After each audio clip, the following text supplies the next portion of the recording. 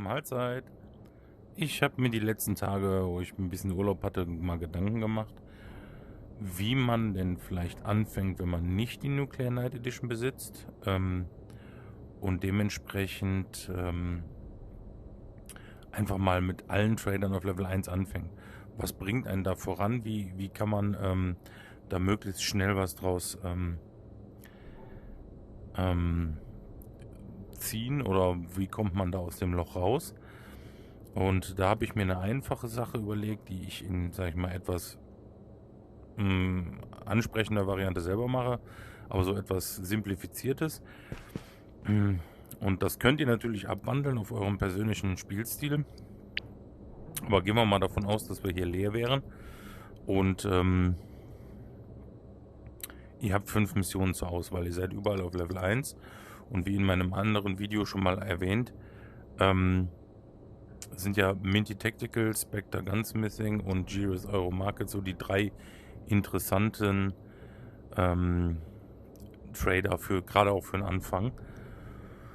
Und da habe ich mir überlegt, okay, Jiri habe ich früher selber gerne immer gemacht. Wir brauchen ja fürs erste Level 25.000 XP, die ich ja jetzt über die Edition habe, aber wir brauchen 25.000. Da würde ich jetzt zum Beispiel Kill 25 NPCs und Kill 25 Player anwählen. Wir haben keinerlei Ausfallbegrenzungen, also ob ich sterbe, ob ich einen Raid nicht schaffe, sondern wir arbeiten uns da einfach ein bisschen fleißig durch. Ist relativ viel, ist auch eine gute Belohnung. Würde ich einfach am Anfang anschalten, weil das ergibt sich von der Zeit von alleine. Also mit der Zeit. Das Ganze bei Spectre auch mit den, wie in einem anderen Video schon erwähnt, Kill 25 Spieler. Entschuldigung, wenn ich manchmal stock, hier ploppen bei mir mal WhatsApp-Benachrichtigungen auf. Die Kill 25 Spieler habe ich ja hier drin, genau. Deswegen ist sie nicht mehr hier in der Liste. So dass ich diese 2 da drin habe.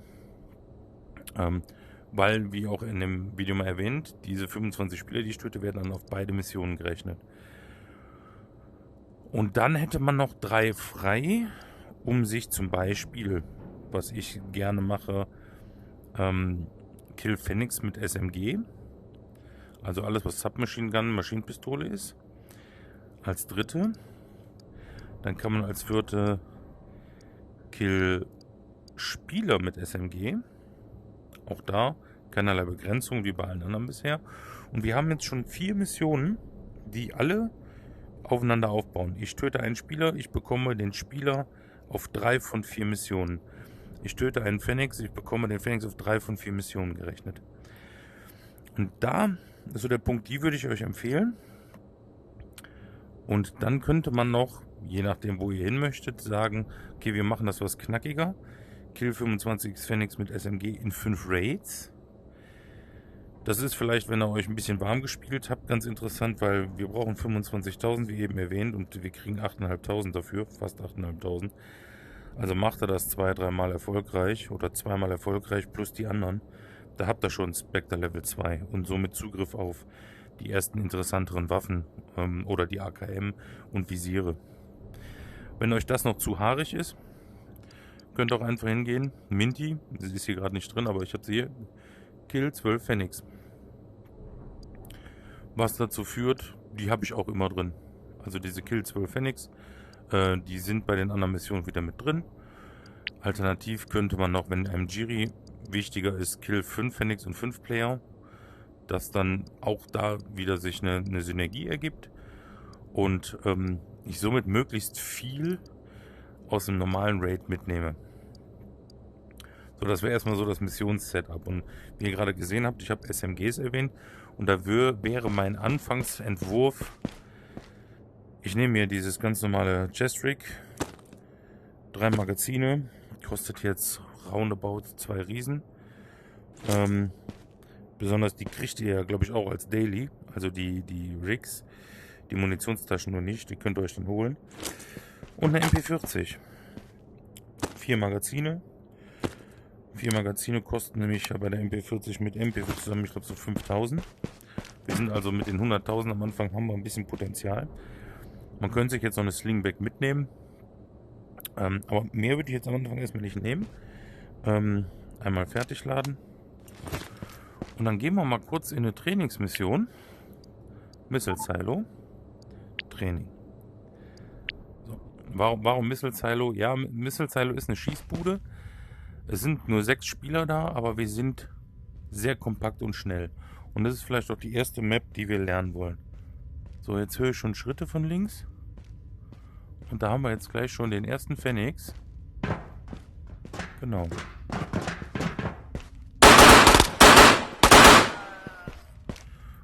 Und wie ihr seht, ich ziele jetzt auch nicht großartig, sondern ich mache das aus der Hüfte.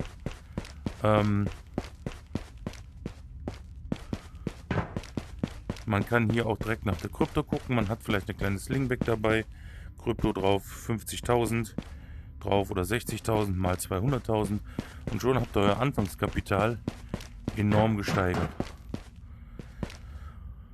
So, was können wir jetzt machen? Wir können jetzt...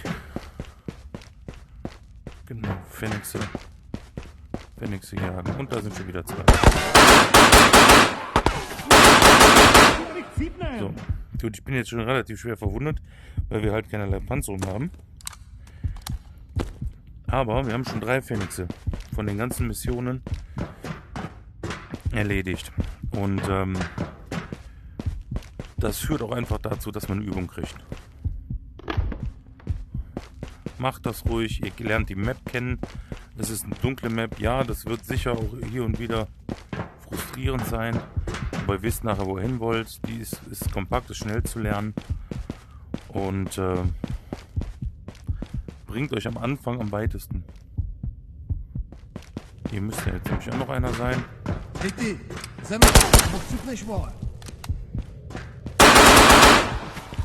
War nicht fertig geladen, habe ich eben genau leer geschossen. So. Haben wir nichts, aber auch da können wir einen Pen finden. Sind wir wieder voll dabei. Guck mal, hier haben wir schon wieder ein volles Magazin. Wo habe ich eben das alte weggetan? Weiß keiner.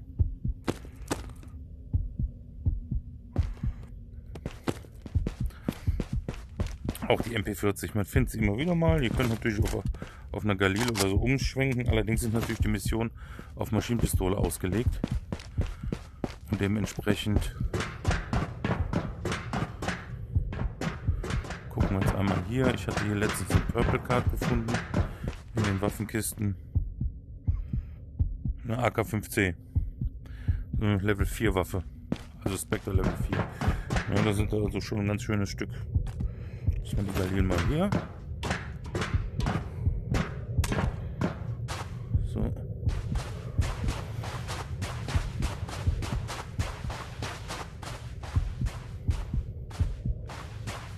Also ich finde die MP40 für den Anfang sehr schön.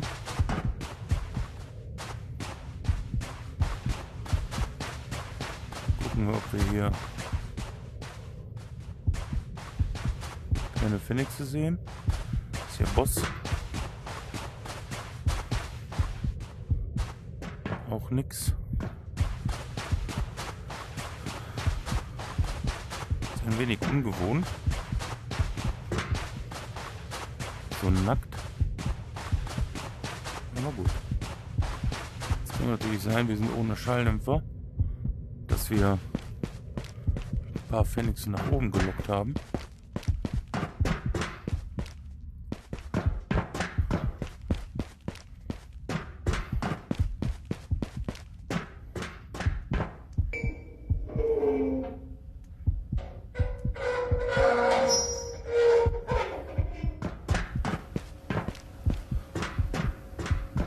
Das ist auf jeden Fall ein valides Konzept meiner Meinung nach. Ihr lernt das Spiel kennen, kriegt Routine. Es kostet nicht viel. Und solltet ihr euch waffentechnisch verbessern, wie ihr so eine AK-5C oder so mit rauskriegen, das ist schon ein ganz schöner Gamechanger. Den ihr entweder erstmal ein bisschen aufbewahren könnt, bis ihr besser geworden seid, oder direkt einsetzen, verkaufen, wie ihr lustig seid. Gucken wir mal, ob wir in der Küche eine Spritze finden. Gut, Training sind wir jetzt halt alleine, da sind keine NPCs. Vielleicht auch das erstmal. Macht euch das Setup fertig. Spielt ein paar Runden Training, so wie ich das jetzt gerade mache. dass ihr die Map kennt, dass ihr ungefähr wisst, wo die Phoenixe sind. Die Spawns sind relativ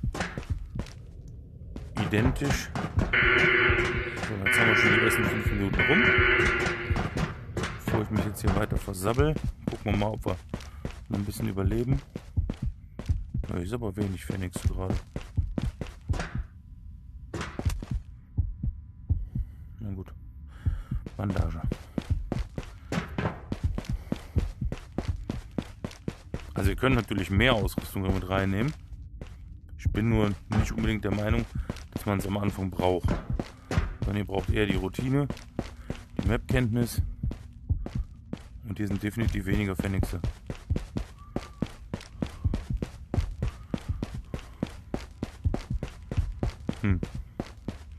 Na gut, extract dich mal. Ach, da im Einlaufen. Schwupps, und schon wieder einer. So, und wenn ich jetzt rechne, ne, da habt ihr zum Beispiel, nehmt euch das Stanek-Magazin mit, nicht unbedingt das M16, wenn ihr schon eine AK-5C gefunden habt. Ach, seht ihr? Das meine ich.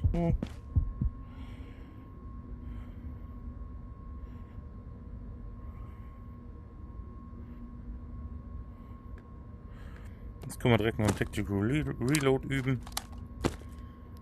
So.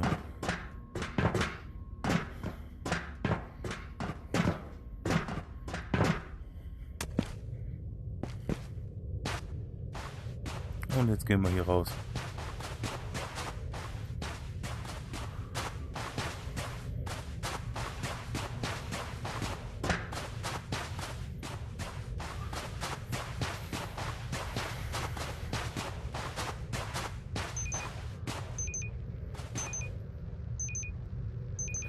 Und das war jetzt schon eine schnelle Trainingsrunde Silo. Ich kenne die Map natürlich. Ja, ist natürlich jetzt, ne, man kriegt nichts angerechnet. Aber wenn ihr jetzt die Map kennt, ihr habt euch alles mal in Ruhe angeguckt, könnt ihr Silo spielen. Vielleicht mit dem Setup, könnt ihr es natürlich auch ändern. Jetzt ist übrigens alles wieder voll, als wäre nichts gewesen. Deswegen ist das Training ganz interessant dafür. Oder nehmt euch eine Sling mit, was zu essen, versteckt euch irgendwo, wartet 10 Minuten, dann sind vielleicht schon die meisten tot oder raus und lootet einfach eine Runde. Geht gucken, macht vorsichtig, tötet Phoenixe. Ihr braucht im Endeffekt für die eine Mission nur 5 Stück pro Raid, die ich hier gezeigt habe. So, jetzt ist die...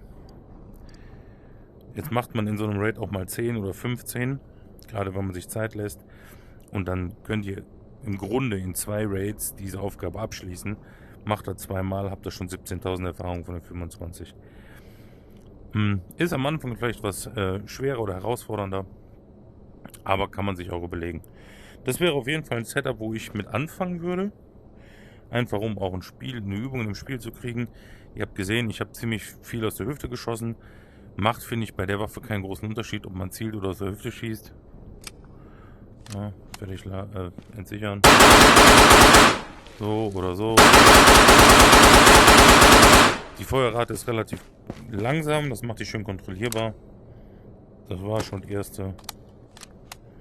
Vorsichtig, hier hinten ist die Sicherung. Dann habe ich das Ding gesichert, dann der Verschluss muss hier stehen, dass man den Bolzen noch betätigen kann.